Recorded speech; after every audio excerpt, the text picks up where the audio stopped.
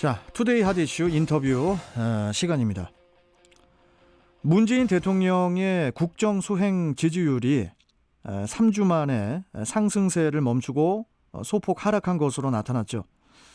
하락세는 20대와 자영업자의 이탈이 크게 작용했다는데, 그리고 2차 재난지원금 관련 내용까지 곽동수 시사평론가 연결해서 자세한 이야기 나눠보겠습니다. 자, 곽동수 평론가님 안녕하세요. 안녕하십니까. 예, 반갑습니다. 문재인 대통령의 국정 수행 지지율이 좀 이렇게 하락했다는 그런 말씀을 드렸는데, 뭐 지지율이야 뭐 오르기도 하고 떨어지기도 하는 거겠지만은 그 하락에 20대와 자영업자의 이탈이 크게 작용을 했다고 해요. 이 그렇죠. 부분 먼저 좀 짚어주시죠, 평론가님. 네. 그 문재인 대통령의 국정 수행 지지율이 3주 만에 상승하던 거를 꺾어서 다시 하락하는 걸로 돌아섰습니다. 예. 이 하락세를 분석해 보니까 20대와 자영업자가 문재인 대통령의 국정 수행 조금 문제 있다 이런 쪽으로 바뀌었다는 걸 볼 수 있는데요. 예. 그 7월 발표했던 9월 첫째 주 주간 집계 결과입니다. 예. 이 0.9%포인트 내에는 48.1%로 이 부정하고 긍정이 딱 똑같은 숫자가 나오는 보기 드문 현상이 나타났는데요. 세부적으로 20대에서 긍정평가가 전주 대비해서 7.1%포인트 줄었습니다. 그러니까 예. 46.1%가 지지한다 하고 있었는데 이게 39% 떨어진 거니까 상당히 큰 폭으로 감소한 거죠. 예. 원인은 여러 가지가 있겠지만 현재 나왔던 거는 추미애 본부장관 아들 관련해서 휴가에 뭔가 특혜 있었던 거 아니냐 이런 지적이 있었던 걸로 사실 여부를 떠나서 논란거리가 되고 있다 이렇게 하니까 그것만으로도 반영이 좀 된 것 같고요. 예. 자영업자 같은 경우는 도대체 언제 어떻게 지원을 해줄 것이냐 뭐 이런 얘기들 나오면서 지난주 대비 5.3%포인트가 떨어진 걸로 보입니다. 48.4에서 43.1로 하락했습니다. 일단 그 2차 긴급 재난지원금은 선별 지급으로 가닥을 잡았지 않습니까? 네. 그런데 여전히 우리 국민들은 선별 지급과 또 그 전 국민 지급 등 지급 대상과 관련해서 의견이 좀 팽팽하다. 이런 여론 조사 결과가 또 나왔는데 이걸 또 국민들을 어떤 식으로 설득해 나갈지 이것도 좀 관건일 것 같아요.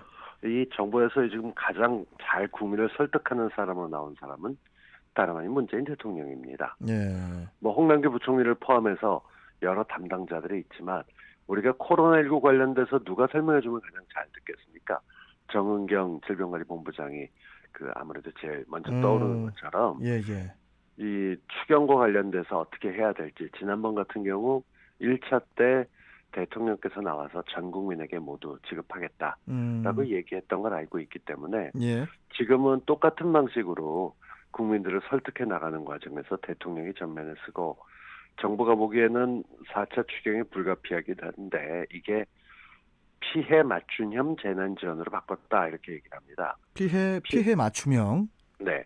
피해가 가장 큰 업종 그리고 그쪽 계층에 대해서 최대한 두껍게 지원하겠다 이렇게 얘기를 하고 있는 거니까 소상공인 자영업자 이런 어려운 업종들과 고용이 불안한 계층들을 우선 지원하겠다 이렇게 해 나가고 있습니다. 특히나 이재명 경기도지사가 얘기했었던 그 전국민 재난지원금 지급에 대해서는 일리가 있다. 근데 현실적으로 재정의 어려움이 너무 크다. 그러니까 이 감안해달라라는 식으로 설득을 애둘러 가지 않고 직접 언급하는 걸로 나갔고요. 덕분에 전체 다 줘야 된다라는 주장을 하던 목소리가 조금은 아쉽지만 이번은 그렇게 알겠다 이렇게 가라앉는 분위기입니다. 그러면은 그 이번에 그 지원금이 고용 취약계층 모두에게 지원이 되는 걸까요? 지금 뭐 2차 긴급 고용 안정지원 기금까지 나가고 여러 가지 얘기가 나가는데 뭐 더 어려운 분을 선별하겠지만 최소한의 요건만으로도 그냥 소득 증명할 필요 없이 행정 자료를 통해서 지급하겠다 이런 얘기입니다. 그러니까 소상공인 전체 가운데서 상당히 많은 비율을 지급할 것이고 이 긴급 생계 자금이 이런 것들 할 때 추석 전에 다 지급한다고 하지만 전부 다 하지는 못하더라도 상당 부분 지급하려고 전달 시스템 최소한 대상자에게 대상이 된다 아니다 정도는 통보하겠다라고 김상조 실장이 얘기를 하고 있습니다. 현재로서는 확실치 않지만 어떤 식으로든 재정 어려움 때문에 지금 하고 있는 쪽이니까 그건 이해해달라. 대상과 범위는 조금 더 구체화시키겠다. 이렇게 얘기를 하고 있는 것이죠. 예.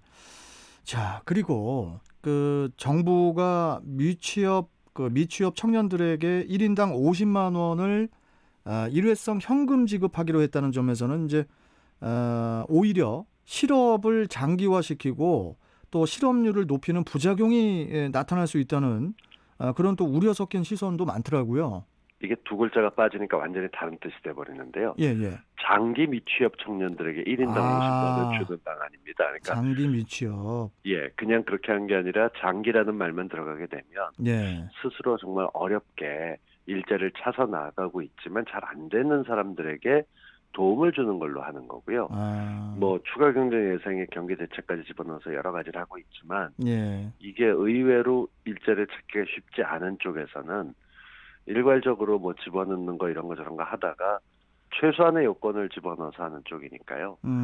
그리고 또 이 누군든 돈을 받으면은 어떻게든 그걸 잘 못한다 이렇게 얘기하는 경우들도 있는데 예. 실제로 좀 워낙 어렵기 때문에 이런 면에서 봤었을 때는 뭐 실업을 장기화시킨다. 이게 뭐 매달 따박따박 한 달에 50만 원씩 준다라고 해도 일자리를 찾을 분들은 찾을 겁니다. 예. 이건 소액이기 때문에 그런 쪽까지는 너무 신경 안 쓰셔도 되지 않을까.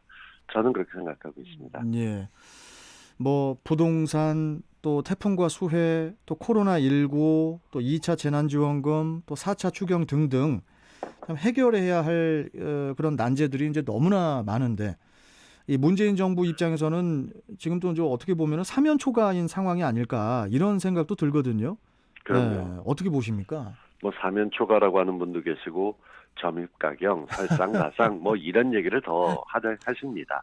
예. 근데 늘 정부를 맡는다고 하는 것은 대통령이 됐다라는 즐거움도 있지만 이런 난제들을 풀어가야 되는 어려운 자리입니다. 그렇죠. 예. 정답이 있는 것도 아니고 한 가지 정책을 쓰고 나면 또다시 방향이 바뀌기 때문에 예. 그걸 해나가기 위해서 방향을 모아야 될 텐데 지금 같은 상황에서는 야당과의 협조를 위해서 이낙연 당대표가 주호영 원내대표하고 지금 보기 드물게 적어도 원내대표 연설에서는 합을 맞췄습니다. 뭔가 좀 풀어가야 될 난제들을 끼울 수 있는 게 국회 내에서 방법을 좀 찾는 것 같기도 하고 예. 대통령께서 지금 나와서 설명해가면서 풀어가려고 하고 있는데 예. 이 외부 문제들이 너무 많기 때문에 코로나19가 좀 줄어들고 태풍 같은 피해들이 좀 수습되고 나면 경제도 좀 도움이 되지 않을까 뭐 그런 생각을 갖게 됩니다. 알겠습니다. 참 앞으로 또 남은 그 후반기 동안에 또 문재인 대통령의 평가들이 또 어떻게 나올지 또 궁금해집니다. 자, 오늘 말씀 잘 들었고 또 다음 주에 뵙도록 하겠습니다. 고맙습니다. 고맙습니다. 예. 자, 지금까지 곽동수 시사평론가와 함께했습니다.